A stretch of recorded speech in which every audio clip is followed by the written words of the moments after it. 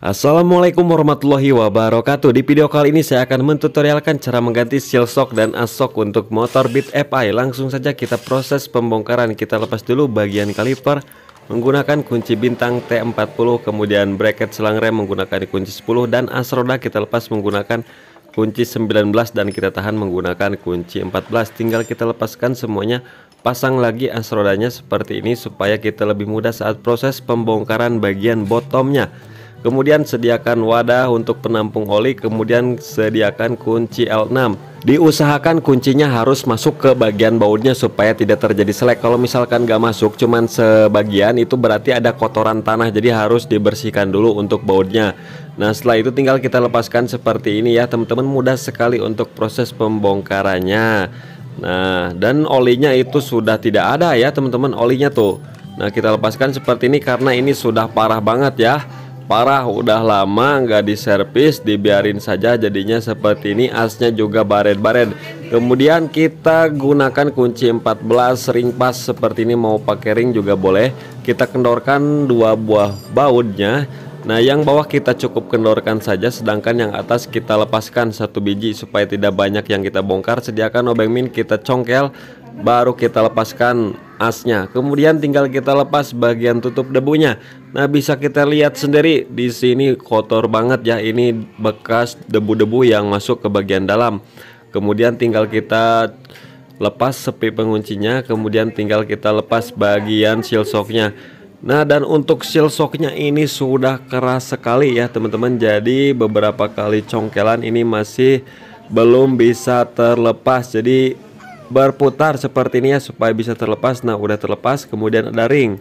Nah, ringnya kita bersihkan ya nanti. Kemudian tinggal kita congkel lagi. Kemudian untuk tutup abunya, tutup debunya ini harus kita ganti, wajib ya, supaya debu nggak masuk ke bagian dalam. Jadi kita ganti seal shock sama seal debunya. Kemudian tinggal kita congkel lagi, bersihkan menggunakan bensin supaya bersih dari semua kotoran-kotorannya. Nah, olinya itu sudah seperti tanah liat, coklat banget. Nah, kemudian di bagian atasnya ini kita bersihkan dulu debunya supaya nggak terjadi macet ketika pembongkaran ya. Nah, kemudian kita gunakan alat khusus supaya proses pembongkarannya itu lebih mudah. Nah, seperti ini, tinggal kita tracker, sediakan obeng min kecil untuk melepaskan sepinya ya. Nah, sepinya kita lepaskan. Nah, kemudian kendorkan trackernya, dia sudah terlepas. Nah, pernya itu masih bagus, belum patah-patah. Biasanya kalau kehabisan oli, pernya berkarat jadinya patah-patah, jadi banyak terpisah ya. Nah, jadi saran saja buat teman-teman semuanya, dicek ya as-shocknya apakah terjadi bocor atau tidak. Kalau misalkan terjadi bocor, segera diatasi. Buat teman-teman yang belum bocor sealnya, cepat melakukan pergantian oli shock supaya as-shocknya tidak baret-baret ya, jadinya aman. Nah, kalau seperti ini dibiarkan jadi gantinya banyak, as-shocknya harus diganti, seal diganti, jadi banyak pengeluaran. Kemudian kita gunakan seal shock original, kita kasih pelumasan seperti ini supaya lebih mudah saat pemasangannya. Pasangkan ring terlebih dahulu. Ada yang, setiap motor berbeda-beda ya, ada yang pakai ring dan ada yang nggak pakai. Jadi kalau nggak ada itu nggak apa-apa, jangan dikira hilang.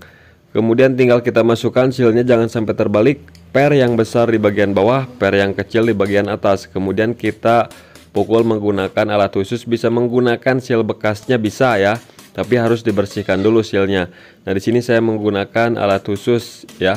Jadi kita pukul, ketuk pinggirnya.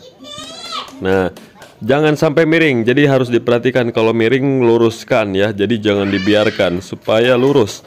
Nah, seperti ini. Harus sampai pas di bagian sepi pengunci. Nah, yang satu udah pas, tinggal kita pasang yang satunya lagi, pasangkan ring dulu. Kemudian kasih oli. Nah, oli supaya mudah ya memasukkannya. Kemudian tinggal kita ketuk ya, harus lurus seperti ini. Ini tidak bakalan merusak seal karena pemukulnya dibuat khusus ya. Nah, oke, udah terpasang semuanya, tinggal kita pasang ring penguncinya seperti ini. Kemudian tutup abunya kita ganti menggunakan yang baru supaya abunya tidak masuk ya, debu-debu aman. Jadi as-shock nggak cepet baret. Tinggal kita ketuk aja pakai tangan seperti ini, dijamin sudah langsung kencang. Kemudian tinggal kita ganti asok yang baru. Nah, saya gunakan dari merek Aspira supaya murah dan berkualitas ya. Kalau yang ori kan lumayan mahal, tapi Aspira juga bagus, tidak ada kendala jetrek-jetruk. Nah, ini asoknya udah baret-baret parah, nggak bisa digunakan lagi meskipun dipasang awet, paling beberapa bulan udah bocor lagi. Jadi kita wajib mengganti asoknya seperti ini.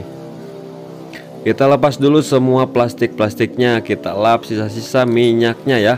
Kemudian baru kita proses perakitan. Proses perakitannya juga harus diperhatikan. Kita pasang ring ataupun plastik di bagian sulingan, kemudian kita masukkan apakah terjadi longgar atau tidak. Nah, ini presisi yang bawah, kemudian yang atasnya.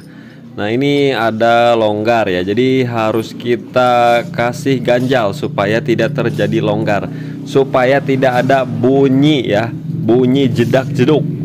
Nah, kemudian kita sediakan seal tip seperti ini ya teman-teman, supaya si bagian ring plastiknya itu bisa mekar dan mencegah oli ya, mencegah oli masuk dari sini. Nah, kita coba seperti ini. Nah, harus agak seret seperti ini ya, seret tuh, seret teman-teman. Pokoknya mantap sekali ini teman-teman. Ini sering saya lakukan ya, diganjal sedikit aja, jadi jangan banyak-banyak. Kalau banyak-banyak diganjalnya nanti nggak bisa masuk ya teman-teman. Nanti yang rusak malahan ring plastiknya itu terlalu seret. Jadi secukupnya saja diperhatikan ya teman-teman. Nah, kita coba masukkan seperti ini. Nah, udah bagus ya, bagus. Tinggal kita rakit, pasang per sulingannya di bawah ya. Jangan sampai lupa. Kemudian sediakan kunci T. Nah, kunci T untuk menahan juga ya, menahan supaya tidak berputar sulingannya ketika kita proses pengencangan. Nah, oke, setelah masuk seperti ini, kita pasang bagian bottomnya ya. Bottomnya kita pasang.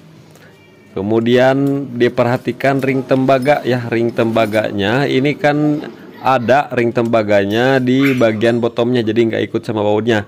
Nah, bisa kita lihat sendiri tuh ring tembaga. Kemudian tinggal kita kencangkan langsung ya teman-teman. Sediakan as rodanya saja untuk menahan ya. Kemudian sediakan kunci L5. Nah, seperti ini kita kencangkan, kita tahan. Kita kencangkan saja secukupnya. Kalau misalkan ikut berputar bagian sulingan ataupun bautnya, agak ditekan ke bawah sedikit supaya diam dan supaya bisa kencang sempurna. Kita tes seperti ini, kita tekan seperti ini, harus ada semacam kepakuman. Nah, ini ada kepakuman ya, tuh ada keluar angin. Kemudian pernya pasang, ada yang pendek, ada yang panjang. Nah, yang panjang ini disimpan di bagian bottom yang ada cakramnya, yang rapat pernya disimpan di bawah, yang renggang pernya kita simpan di bagian atas. Kemudian sediakan oli shock, kita tuangkan 60 sampai dengan 55 karena ini campuran oli shocknya antara oli mesin Vespa dan oli shock jumbo. Saya takar di 60 karena untuk beban berat. Kalau misalkan untuk standaran dikasih 50 ataupun 55 itu udah mantap, jadinya sedikit empuk. Kalau ini agak sedikit keras karena di bagian depannya untuk beban, ada beban ya di depannya, jadi kita kasih keras sedikit.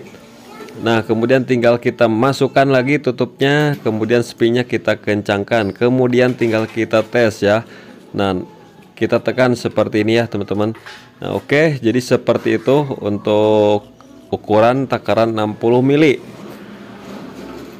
Kemudian tinggal kita pasang yang satunya lagi ya, kita tuangkan seperti semula ya teman-teman, sama ya. Nah, kita tuangkan lagi, pokoknya 55 sampai 50. Dari mulai 50 sampai 55 terus ke 60 ya. Kalau misalkan kurang dari 50 nanti ada timbul suara jedak-jeduk ya, karena kekurangan oli. Apabila terlalu berlebihan olinya sampai 70-80 nanti terlalu keras. Nah, oke, kita tekan-tekan lagi seperti ini, udah mantap. Tinggal kita cocokkan, samakan ketinggiannya ya, harus sama.